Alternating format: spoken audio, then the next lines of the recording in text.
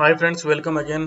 तो जो चैप्टर हमने शुरुआत की थी क्लास 11th के हिस्ट्री से, चैप्टर इस्लाम का विस्तार और इस्लाम को समझने से रिलेटेड पार्ट 1 में हमने डिस्कस किया था कि किस प्रकार से पैगंबर मोहम्मद साहब को एक दूत से, मैसेंजर से संदेश मिलते थे। फिर पैगंबर मोहम्मद साहब मैसेंजर बने। सिंपल सा एक ही मैसेज उन्होंने सोसाइटी में दिया कि एक ही भगवान की प्रार्थना करना है, जिसे उन्होंने अल्लाह का नाम दिया। फिर हमने डिस्कस किया इस्लाम के जो 5 पिलर्स ऑफ इस्लाम, कि उसमें आपको एक अपना फेथ क्रिएट करना है कि आप एक ही अल्लाह को मानोगे। सेकंड, आपको दिन में 5 बार नमाज करनी है। थर्ड, आपको अपने कुछ डोनेशन देना है। और फोर्थ नंबर, रमजान के पवित्र महीने में आपको रोजे रखने हैं। और फिफ्थ नंबर, आपको मक्का की यात्रा करनी है, जिसे कि हज का नाम दिया गया। उसके बाद हमने देखा कि किस प्रकार से मक्का से मदीना गए थे मोहम्मद साहब 622 में, जिससे कि वहां पे एक नई संवत की शुरुआत होती है, जिसको हिजरी संवत के नाम से जाना जाता है, जिसके बेस पर इस्लाम के ज्यादातर फेस्टिवल्स हैं वो डिसाइड किए जाते हैं। हिजरी संवत और जो नॉर्मल संवत है उसके बीच 11 डेज का डिफरेंस होता है। और हिजरी संवत है वो चंद्रमा के चंद्र वर्ष के ऊपर डिपेंड करती है। बाकी जो हमारे इस्लाम जो ईसवी संवत है वो सूर्य के ऊपर डिपेंड करती है। और यहाँ पे 365 डेज होते हैं, तो 11 डेज का ये डिफरेंस आपको देखने को मिलेगा हिजरी संवत और ईसवी संवत में। उसके बाद हमने देखा कि किस प्रकार से इस्लाम को ज्यादा मजबूत करने के लिए मोहम्मद साहब के द्वारा रिलीजन और पॉलिटिक्स दोनों को कनेक्ट किया गया। और उसके बाद उन्होंने अपनी उम्मा की जो पावर थी उसको बढ़ाने के लिए ज्यादा से ज्यादा लोगों को उसमें अपने फॉलोअर्स बनाए। और उसके बाद उन्होंने मक्का को दोबारा से जीत लिया। और मक्का को जीतने के बाद उन्होंने इस्लाम में जो लोगों को शामिल करने का केवल एक ही तरीका रखा कि धर्म परिवर्तन के द्वारा, यानी कि अपने पुराने धर्म को छोड़कर व्यक्ति इस नवीन धर्म को अपना सकते हैं। तो पैगंबर साहब की जो इस प्रकार की जो उपलब्धियां थी कि जिसमें उन्होंने मदीना को भी अपने अंडर में रखा और मक्का को भी जीत लिया। तो उसके बाद बहुत से कबीले, जिनमें कि अधिकांश बुद्दोइन्स थे, बुद्दोइन्स जो पर्टिकुलरली यदि हम बात करें तो जो खनाबदोश लोग होते थे, तो खनाबदोश लोगों के जो कबीले होते थे उनको बुद्दोइन्स बोला जाता था। उन्होंने भी अपने धर्म को बदलाकर इस्लाम को अपना लिया और उस समाज में शामिल हो गए, यानी कि जो उम्मा की जो सोसाइटी थी उसमें शामिल हो गए। और इन सबको उस समाज में शामिल होने के बाद मुसलमान नाम से संबोधित किया जाता था, मुस्लिम नाम से एड्रेस किया जाता था। धीरे धीरे पैगंबर मोहम्मद साहब के द्वारा जो ये गठजोड़ बनाया गया, इसका फैलाव समूचे अरब देश में हो गया। समूचे जो सऊदी अरब था उसके अंदर इसका फैलाव हो चुका था। और मदीना है जो इस उभरते हुए इस्लामी राज्य की प्रशासनिक राजधानी बनी। और मक्का उसका धार्मिक केंद्र बन गया, क्योंकि मक्का को ये कंसिडर किया गया कि मक्का में जो, अब मक्का को ये रिलीजियस सेंटर किस प्रकार से बना, तो देखिए नया धर्म तो बन गया, लेकिन पुराने धर्म से रिलेटेड परंपराओं को भी यहाँ पे रखा गया है। कि मक्का में जो पुराने जो कबीले होते थे, जिनके अपने अपने देवी देवता होते थे, तो उनके जो बुत थे उन बुतों को वो काबा में रखते थे। तो मक्का में जो काबा था उसकी इंपॉर्टेंस अभी भी बनाए हुए रखी गई है। तो मक्का को एक धार्मिक सेंटर के रूप में डेवलप करते हुए इस्लाम के 5 पिलर्स में से एक पिलर इसीलिए ये शामिल किया गया कि आपको ये हज की यात्रा करनी है, पवित्र यात्रा करनी है, जो जो यात्रा आपकी मक्का में होगी। और वहां पे आपको जो आपके काबा है वहां पे आपको प्रेयर अदा करनी होती है। तो इस प्रकार से जो पुरानी परंपराएं थी उनको भी यहाँ पे कहीं ना कहीं बनाए रखा गया है। तो इस प्रकार से मदीना है वो इस उभरते हुए इस्लामी साम्राज्य की प्रशासनिक राजधानी बनी और मक्का उसका रिलीजियस सेंटर के रूप में डेवलप हो गया। अब जो काबा में जो अलग अलग रिलीजन को फॉलो करने वाले जो कबीले थे वो अपने जो बुत रखते थे उन सब बुतों को हटा दिया गया, क्योंकि सिंपल सा जो नया धर्म था उसमें, इस न्यू रिलीजन में ये बात की गई थी केवल एक ही भगवान है, उसका नाम अल्लाह है, उसी के अंदर सारा फेथ रखना है। तो अलग अलग रिलीजन से रिलेटेड जो ये बुत वहां पे काबा में रखे जाते थे, अब इन बुतों की इंपॉर्टेंस समाप्त हो चुकी थी, तो इन बुतों को वहां से हटा दिया गया। क्योंकि मुस्लिमों के लिए जरूरी था कि वे उस स्थल की ओर मुंह करके इबादत इबादत करें। तो काबा में जो उसकी डायरेक्शन है उसकी तरफ चेहरा करते हुए सब लोग अपनी प्रेयर करते हैं। तो उसी के बेस पे आप पर्टिकुलर कहीं भी इस्लाम का विस्तार हुआ है तो वहां पे जो मॉस्क जो बनाई गई हैं, जो मस्जिदें बनाई गई हैं, उनमें इस डायरेक्शन का ध्यान रखा जाता है कि जब आप नमाज अदा करते हो, प्रेयर अदा करते हो, तो आपका चेहरा हमेशा, यदि इंडिया में आप प्रेयर अदा कर रहे हो तो आपका चेहरा हमेशा किस साइड में होना चाहिए? वेस्टर्न डायरेक्शन में होना चाहिए, मक्का की साइड में आपका चेहरा होना चाहिए। अब हम बात करें खलीफाओं के द्वारा शासन विस्तार, तो बेसिकली 632 ईस्वी में, 632 ईस्वी में जब पैगंबर मोहम्मद साहब की डेथ हो जाती है, तो उनकी डेथ के बाद आगे ये पूरा सिस्टम कैसे काम करता है ये हम डिस्कस करेंगे। क्योंकि पैगंबर मोहम्मद साहब की डेथ के बाद उस समय उनका ऐसा कोई बेटा या ऐसा नहीं था जो उसके बाद उनकी सत्ता को संभाल पाता। तो उसके बाद कैसे खलीफा सिस्टम डेवलप होता है, उसके अंडर कैसे साम्राज्य का विस्तार होता है, फिर वहां पे सिविल वॉर की शुरुआत होती है और एक नए संप्रदाय को कैसे मजबूत किया जाता है, ये सब हमारे इस सेकंड पार्ट का हिस्सा है। तो 632 में पैगंबर मोहम्मद साहब की डेथ के बाद कोई भी व्यक्ति वैध रूप से इस्लाम का अगले पैगंबर होने का दावा नहीं कर सकता था।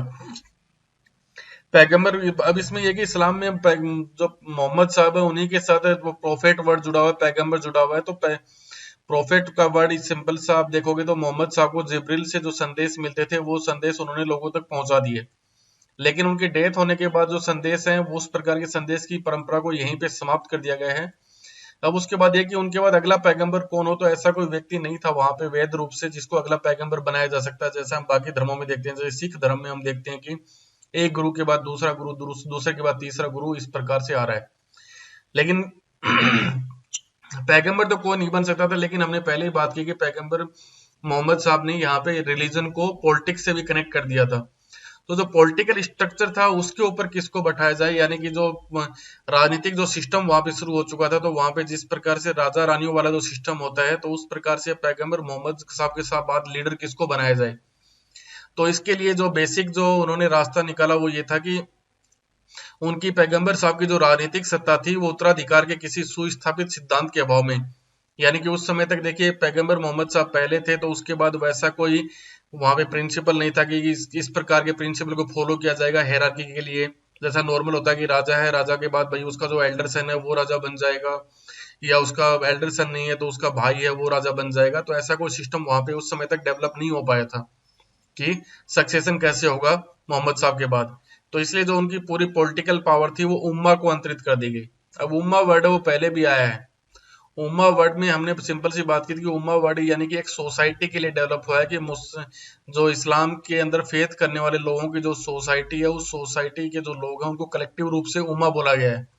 तो यानी कि जो पूरी पॉलिटिकल पावर है वो पॉलिटिकल पावर अब एक किसी पर्टिकुलर पर्सन को नहीं बल्कि उम्मा को, सोसाइटी को दे दी गई है। ठीक है, अभी सोसाइटी ने ये डिसीजन लिया है कि अगला किसको डेवलप किया जाए, अगली सत्ता किसको सौंपी जाए।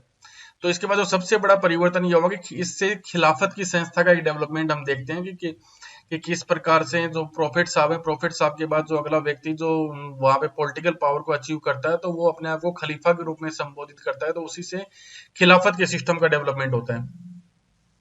तो पहले जो चार खलीफा हैं, उन पहले चार खलीफाओं ने पैगंबर मोहम्मद के साथ अपने गहरे और नजदीकी संबंधों के आधार पर अपनी शक्तियों का औचित्य स्थापित किया है कि भाई मैं जैसे पैगंबर साहब के बाद जो अगला खलीफा बनेगा तो कोई तो रिलेशनशिप को डेवलपमेंट करके दिखाना होगा लोगों को अपने फेवर में रखने के लिए। तो हम देखते हैं कि पहले जो चार खलीफा है उन्होंने पैगंबर साहब के साथ किसी न किसी प्रकार से अपने गहरे और नजदीकी रिश्ते डेवलप किए हैं, और पैगंबर के द्वारा दिए गए जो मार्ग निर्देश थे, दिशा निर्देशन थे, उन्हीं के अकॉर्डिंग उन्होंने अपने कामों को जारी रखा है। तो खिलाफत जो सिस्टम डेवलप हुआ इसके दो ऑब्जेक्टिव माने जाते हैं। पहला ऑब्जेक्टिव ये है कि जो अलग अलग कबीले उस समय जिन्होंने अपने पुराने धर्म को छोड़कर इस्लाम धर्म को अडॉप्ट कर लिया था, उनके ऊपर एक कंट्रोल रखना, जिससे कि क्योंकि इन्हीं सब लोगों से तो उस उम्मा का गठन हुआ था, यानी उस सोसाइटी का डेवलपमेंट हुआ था। और दूसरा, जब आप पॉलिटिकल स्ट्रक्चर डेवलप करते हो तो आपको ज्यादा से ज्यादा रिसोर्सेज भी चाहिए। तो इस प्रकार के रिसोर्सेज को भी, रिसोर्स कहाँ से आएंगे उसका भी डेवलपमेंट करना।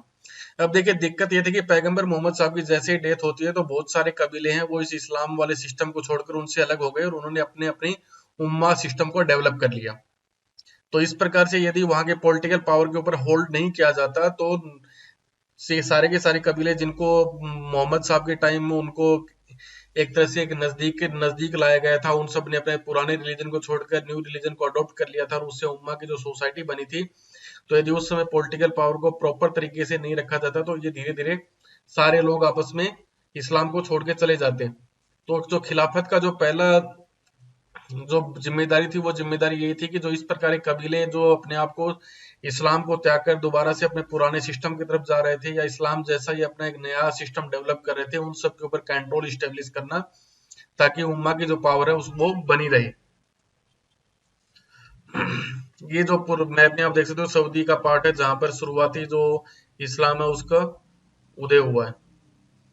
अब ये कि दूसरे खलीफा थे, पहले खलीफा अबू बकर थे, अबू बकर के टाइम हमें ज्यादा डेवलपमेंट देखने को नहीं मिलता है, लेकिन दूसरे खलीफा उमर ने उम्मा की सत्ता के विस्तार की नीति को एक बेसिक ग्रुप प्रदान किया कि उम्मा है उसके जो मेंबर्स हैं उसको ज्यादा से ज्यादा बढ़ावा दिया जाना चाहिए, क्योंकि खलीफा जानता था कि उम्मा को केवल ट्रेड और जो टैक्स कलेक्शन है उसके बेस पे नहीं चलाया जा सकता है। क्योंकि हमें पता है कि ये जो इलाका था ये पूरा डेजर्टिक पार्ट था, तो इस डेजर्टिक पार्ट में ना इतना ट्रेड से इनकम हो रही थी और ना यहाँ पे कोई एग्रीकल्चर इतना डेवलपमेंट था कि उसकी इनकम से इतने रिसोर्स डेवलप किए जा सके कि लोगों को कनेक्ट करके रखा जा सके। तो उसके लिए बेसिकली उन्होंने सिंपल सा यही किया कि उन्होंने इधर उधर जितने भी जो कबीले थे जो इस्लाम को फॉलो नहीं करते थे उनके ऊपर अटैक करना शुरू किया।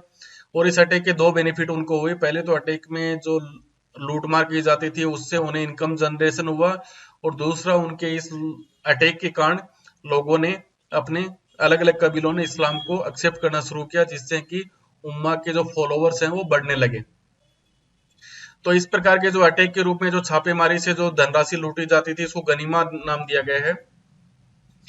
तो 3 सफल अभियान थे जिसमें कि जो अरब लोग थे उन्होंने सीरिया, इराक और ईरान और मिस्र को मदीना के नियंत्रण में ले आए। तो इसीलिए इसको रेवोल्यूशन बोला जाता है कि इस्लाम का इतना तेज गति से विस्तार हुआ है पॉलिटिकल स्ट्रक्चर के रूप में। यदि हम देखें तो केवल 637 से लेकर 642 के बीच, ठीक है, ओनली 5 ईयर्स में हम देख रहे हैं कि सऊदी अरब के जो अरब लोग थे इन्होंने सीरिया, इराक, ईरान, मिस्र इन सबको जीत लिया था और इसे मदीना के अंडर में ले आए। तो सामरिक नीति, धार्मिक जोश और विरोधियों की कमजोरियों ने अरबों की सफलता में एक बहुत बड़ा कंट्रीब्यूशन दिया। कि पहला, रेगिस्तान में किस प्रकार से एक छापेमारी वाला युद्ध लड़ना है। डायरेक्ट वो युद्ध नहीं करते थे, वो दुश्मन के ऊपर छिप के जो अटैक करते थे। दूसरा, एक नया नया रिलीजन उन्होंने अडॉप्ट किया था, तो इस नए रिलीजन का जो उनके अंदर जोश था। दूसरा, उस समय यहाँ पर जो विरोधी लोग थे, जो विरोधी जितने भी शासक थे वो बहुत कमजोर थे, तो उनकी इन कमजोरियों से अरबों की अरब अरब लोगों को इतना मतलब सफलता मिली कि उन्होंने विद इन 5 ईयर्स में एक इतने बड़े एम्पायर को स्टेब्लिश कर दिया। अब जो तीसरे खलीफा उस्मान है उसने अपना जो कंट्रोल है वो सेंट्रल एशिया की तरफ बढ़ाने के लिए अभियान चलाए। कि आसपास की जो सऊदी अरब की जो पेरीफेरी थी, जो पेंसुला था, उसके आसपास के इलाकों को तो सेकंड खलीफा के टाइम में जीत लिया गया था, और तीसरे खलीफा ने जो मिडिल एशिया है वहां तक जाने के लिए अपने अभियानों को बढ़ाया। ये आप देखिए किस प्रकार से यार ये यहाँ पे उन्होंने धीरे धीरे थर्ड खलीफा के टाइम तक आते आते पूरा एम्पायर किस प्रकार से डेवलप हो चुका था। कि 750 तक आप देखिएगा तो मोहम्मद साहब के टाइम यदि हम बात करें तो मोहम्मद साहब के टाइम केवल एक ग्रीन वाला पार्ट है, वो इतना सा पार्ट में इस्लाम का डेवलपमेंट हुआ था, यानी इतना सा पार्ट उनके अंडर में था। लेकिन 750 तक यदि हम जाते हैं, विद इन 100 ईयर्स में आप देख रहे हो इस्लाम का कितना बड़ा विस्तार हो चुका था। ठीक है, तो जीते गए सभी प्रांतों में इन खलीफाओं ने एक नया एडमिनिस्ट्रेटिव सिस्टम को लागू किया, जिसमें एक जो भी एरिया जीता जाता था तो उसके ऊपर एक अध्यक्ष अपॉइंट किया जाता था जिसको अमीर बोला जाता था। कबीलाओं के जो कबीले थे, जो कि रेगिस्तानी पार्ट में जो कबीले लोग रहते थे, उनके जो अपने अपने नए मुखिया बनाए गए उन मुखियाओं को अशरफ का नाम दिया जाता था। अब ये कि जो नए इलाके जीत लिए गए, इन इलाकों में जो लोग रहते थे उनका क्या ड्यूटी थी, उनसे रिसोर्सेज कैसे कलेक्ट किए जाते थे। तो सबसे पहला पार्ट ये था कि जो सेंट्रल जो खजाना था वो मदीना में स्टेब्लिश था, तो वहां पे मुसलमान जो डिफरेंट डिफरेंट टैक्स पे करते थे। इसके अलावा जो लूटमार की जाती थी उस लूटमार में से एक हिस्सा है वो सेंट्रल के लिए भेज दिया जाता था। इसके अलावा जो खलीफा के सैनिक थे, खलीफा की अपनी जो आर्मी थी जिसमें ज्यादातर बेदोइंस लोग थे, यानी जो खनाबदोश लोग थे, इन बेदोइंस को रेगिस्तान के जहां पे रेगिस्तानी जो किनारे होते हैं उनके शहर जैसे कूफा, बसरा, इस प्रकार के शहरों को डेवलप करके उनको शिविर में ठहराया जाता था। अब ये सिस्टम इसलिए डेवलप किया गया क्योंकि जैसा हमने पहले ही बात की, जो ये बेदुइन्स लोग थे, खानाबदोश लोग थे, जो कि एक जगह से दूसरी जगह अपने खाने की तलाश में अपने जो ऊंट वगैरह उनके साथ घूमते फिरते रहते थे, तो उनको रेगिस्तानी पार्ट में इस प्रकार से उनका रहने का सिस्टम डेवलप किया गया ताकि उन्हें अपने घरों की ज्यादा याद भी नहीं आए, क्योंकि पुराने टाइम से भी वो रेगिस्तान में ही विचरण करते रहते थे। तो इसीलिए रेगिस्तान के आसपास इस प्रकार के शहरों को डेवलप करके खलीफा की आर्मी को वहां पे डिप्लॉय किया गया। शासक वर्ग और जो सैनिक होते थे उनको जो भी लूटमार होती थी उसमें उनको अपना एक हिस्सा दिया जाता था। इसके अलावा जो आर्मी थी उसको मंथली इनकम भी प्रोवाइड की जाती थी, मंथली सैलरी भी दी जाती थी। अब ये था कि उस समय जो जात मोस्ट ऑफ द पॉपुलेशन तो उस समय इस्लाम को अडॉप्ट कर चुकी थी, लेकिन ऐसी बहुत सारी पॉपुलेशन भी ऐसी वहां पे थी, जैसे यहूदी लोग थे, क्रिश्चियंस लोग थे, जिन्होंने इस्लाम को एक्सेप्ट नहीं किया था, वो दूसरे रिलीजन को फॉलो करते थे। तो इन लोगों से रिसोर्स कैसे कलेक्ट किए जाते थे, तो उसका सिंपल सा उन लोगों को दो प्रकार के टैक्सेस देने पड़ते थे इस्लाम में, खराज और जजिया। और खराज और जजिया देने के बाद उनको, जो गैर रिलीजन के लोग थे, उनको ये परमिशन दी गई थी कि वो अपनी संपत्ति और अपने जो रिलीजियस मैटर है उनमें उनको पूरी फ्रीडम दी जाएगी। यानी कि इस्लाम में उस समय ये दो टैक्स यदि आप पे कर देते हो, खराज और जजिया, तो उसके बाद आप अपने रिलीजन को फॉलो कर सकते हो। आपके रिलीजियस मैटर को लेकर या आपके संपत्ति है उसमें किसी प्रकार का कोई इंटरफेयर नहीं किया जाएगा। तो हम देख सकते हैं कि उस समय यहूदी और जो ईसाई थे वो राज्य के संरक्षित लोग घोषित कर दिए गए, जिनको जिम्मी के नाम से जाना जाता है। यानी कि यहूदी और ईसाई धर्म को फॉलो करने वाले लोगों को संरक्षित घोषित कर दिया गया।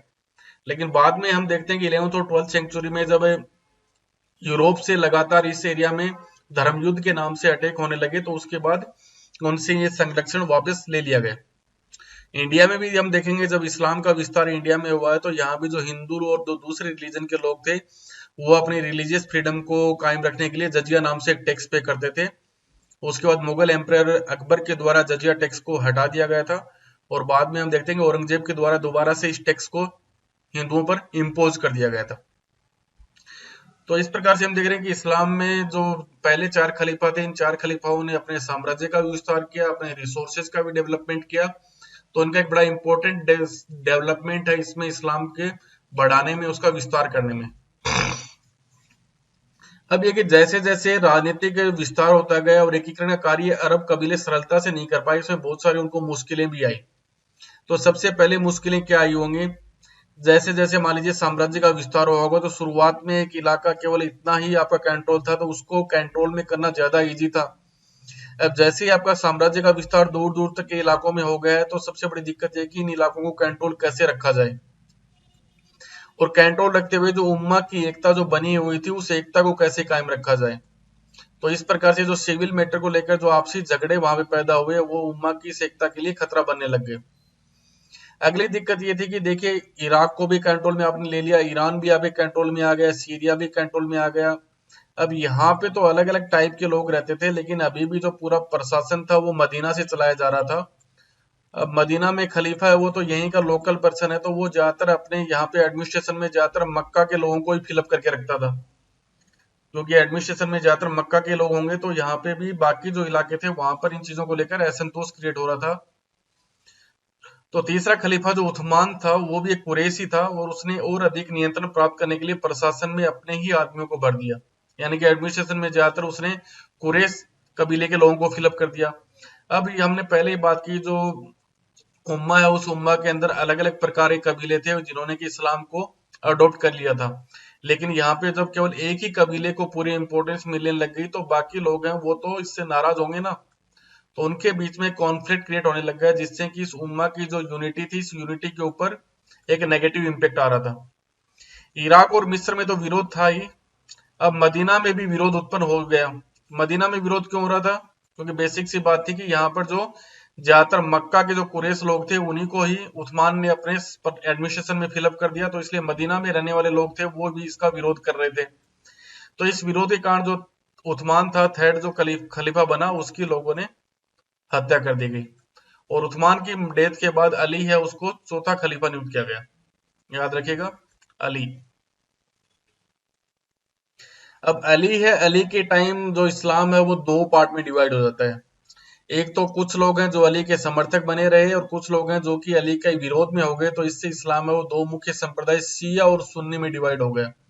तो आज भी पूरे वर्ल्ड लेवल में आप देखते हो शिया और सुन्नी दो संप्रदाय बन चुके हैं।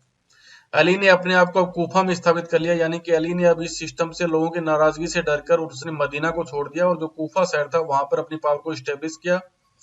और साथ ही मोहम्मद की जो पत्नी आयशा थी, उसके लीडरशिप में जो एक सेना आई, उस सेना को ऊंट की लड़ाई एक होती है, उसमें उसने उसने हरा दिया। लेकिन वो उस्मान जो थर्ड जो खलीफा था, उस्मान के नातेदार और सीरिया के गवर्नर मुआविया के नेतृत्व वाले गुट का दमन नहीं कर पाया। तो यानी फाइनली मुआविया ने इसको यहाँ पे पराजित करता है।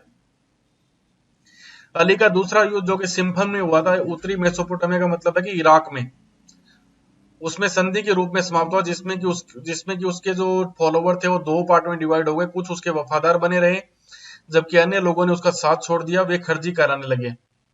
तो जो लोग उसका साथ छोड़ के चले गए, वो खर्जी के नाम से जाने गए।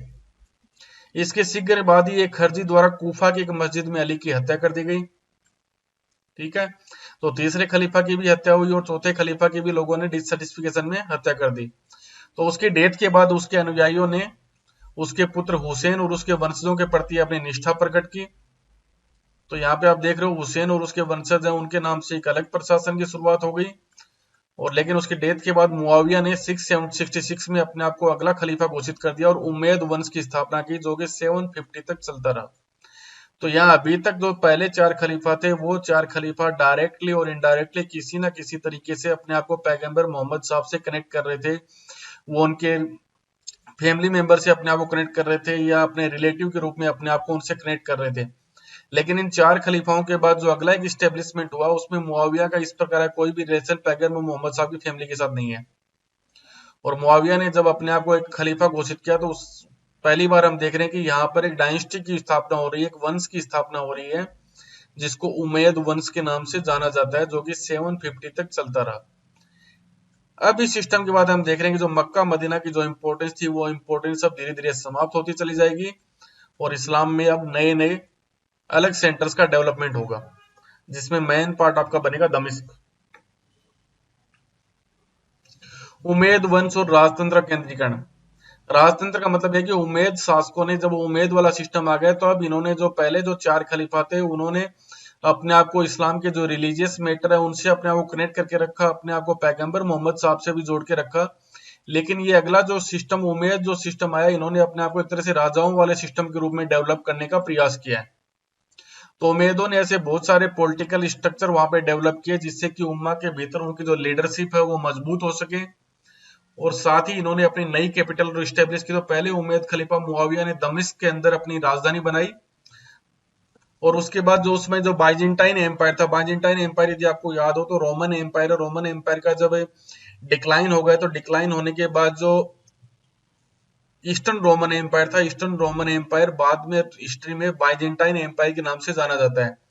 तो उस समय जो पर्टिकुलर जो कंटेम्प्रेरी बाइजेंटाइन एम्पायर में जो राज दरबारी रस्में होती हैं, जैसे राजा राजा को झुक के प्रणाम करना, उसके चरणों को चूमना, इस प्रकार के जो भी सिस्टम था, उन सब सिस्टम को इन्होंने अडॉप्ट कर लिया। तो इस प्रकार से हम देखते हैं कि अब इस्लाम में धीरे धीरे पहले 4 खलीफाओं के बाद अब वो राजा वाला सिस्टम डेवलप हो रहा है खलीफाओं के सिस्टम के अंदर। साथ ही उसने वंशानुगत उत्तराधिकार की परंपरा भी आरंभ की। अब वो है कि पहले यदि आप देखोगे, चारों खलीफाओं को कहीं कहीं ना कहीं जो उम्मा है, उम्मा से परमिशन लेने के बाद वो शासन के डेवलपमेंट हुआ। उम्मा की परमिशन से उन्होंने पूरे सिस्टम को लीड किया था। लेकिन यहाँ पे उमैयदों ने पहली बार एक ऐसे उत्तराधिकार सिस्टम को डेवलप किया, जिसमें राजा बनेगा, राजा के बाद उसका बेटा राजा बनेगा, और इसमें उन्हें जितने भी प्रमुख मुसलमान थे उन सबको भी उसने फोर्स किया कि वो उसके पुत्र को उसका वारिस स्वीकार कर लें। तो उमैयद सिस्टम से, उमैयद खिलाफत से पहली बार आपको इस्लामिक सेंटर में आपको वो सारे जो राजा रानियों वाला जो सिस्टम है वो आपको देखने का मिलेगा। अब ये पूरी तरीके से एक रिलीजन है, वो उसके सेंटर से हट चुका था। इन्होंने केवल अपने आप को मजबूत करने के लिए ही इस्लाम के रिलीजियस सिस्टम को फॉलो करने का प्रयास किया, लेकिन अदरवाइज ये अब अपने आप को पूरी तरीके से एक मोनार्की सिस्टम में ढाल चुके थे। उमैयदों ने हमेशा इस्लाम का केवल इसलिए यूज किया कि इस्लाम के नाम पर एकता बनी रही, यूनिटी बनी रही, और उनके खिलाफ जो भी विद्रोह हो रहे हैं उनको इस्लाम के नाम से सप्रेस किया जा सके। अदरवाइज उन्होंने इस्लाम को बाकी कहीं यूटिलाइज नहीं किया। अब अगला जो शासक है इस समय का, अब्द उल मलिक ने जो नीतियां अपनाई, उसमें उन्होंने अरबी को जो एडमिनिस्ट्रेशन की मेन लैंग्वेज बनाई, साथ ही इस्लामी सिक्कों को पहली बार जारी किया गया। उससे पहले हम इस्लामिक सिस्टम में जितने भी कॉइन्स वगैरह देखते हैं, उन कॉइन्स के ऊपर जो लैंग्वेज है वो आपकी ये यूनानी लैंग्वेज है, ग्रीक और लैटिन लैंग्वेज का यूज किया गया है। साथ ही जो पुराने सिक्के रोमन एम्पायर के जो कॉइन्स चल रहे थे, उन्हीं कॉइन्स को उन्होंने कंटिन्यू रखा है। लेकिन अब्द उल मलिक के द्वारा पहली बार एडमिनिस्ट्रेशन की लैंग्वेज को चेंज करते हुए अरेबिक लैंग्वेज को वहां पे अडॉप्ट किया गया, और इस्लाम के जो कॉइन्स थे उनके ऊपर उसने पहली बार अपनी खुद की पिक्चर्स को एक साइड में रखा, दूसरी साइड में जो इंस्क्रिप्शन होते हैं कॉइन्स के ऊपर, वो इंस्क्रिप्शन भी उसने अरेबिक लैंग्वेज में लिखवाए। तो अब्दुल मलिक ने इसके साथ ही जेरूसलम में एक डोम ऑफ रॉक भी बनवाया, जो कि अरब इस्लामी पहचान के विकास में एक इम्पोर्टेंट रॉक माइलस्टोन है। इस प्रकार के एक आर्किटेक्चर का माइलस्टोन माना जाता है। ये आप देख सकते हो यरूशलेम में जिसका निर्माण किया गया, रॉक ऑफ डोम के नाम से। नाम याद रखेगा, अब्द अल मलिक।